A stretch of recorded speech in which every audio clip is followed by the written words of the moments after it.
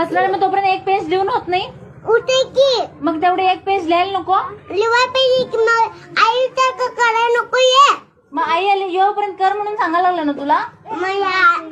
या आई करतोय मग असं का केली सत्ता कंटाळा येतो मला ग अभ्यास करून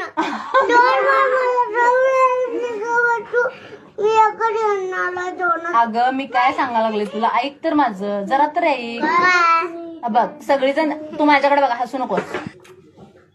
मीच करू नकोस अगं लिह ग एक पेज